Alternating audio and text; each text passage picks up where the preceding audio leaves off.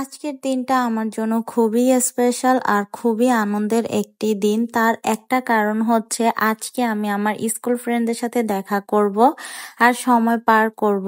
এই কারণে হচ্ছে আমার অনেক বেশি খুশি লাগতেছে। স্কুল লাইফ শেষ হওয়ার পর প্রায় 5-6 বছর হয়ে গেছে, কারোর সাথে ওইভাবে দেখাও হয় না, কারণ আমরা ভিন্ন ভিন্ন শহরে পড়াশোনা করতে চলে গিয়েছি। আর যারা এই শহরে ছিল আমাদের সাথে টাইম ম্যাচ হচ্ছিল না, এই কারণে দেখাও হচ্ছিল না।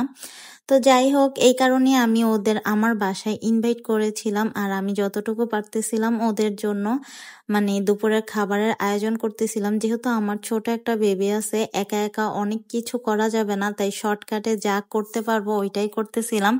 প্রথমে তো আজকে আমি এখানে বানাচ্ছিলাম বেগুনের কাবাব, আর এখানে পোলাও করার জন্য চাল ধুয়ে রাখছি।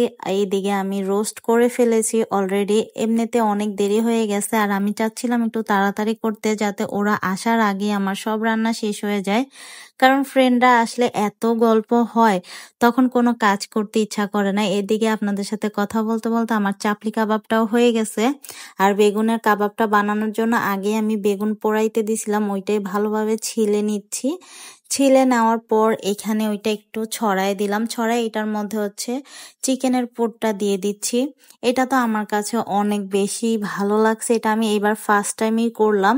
আর আজকে এত বেশি ফ্রেন্ডদের সাথে মজা করছি যে পরে আর কোনো ক্লিপ নেওয়া হয় নাই। যা টুকটাক কাজের মধ্যে নিছিলাম ওইটুকুই, পরে আর আমার কোনো ক্লিপ নিতে মনে ছিল না। আর আজকের দিনটা অনেক বেশি ভালো গেছে, অনেক দিন পর আমরা ফ্রেন্ডরা এতটা সময় একসাথে কাটাইছি। প্রায় 5-6 বছর হয়ে গেছে, এরকম সময় কাটানো হয় না আমাদের।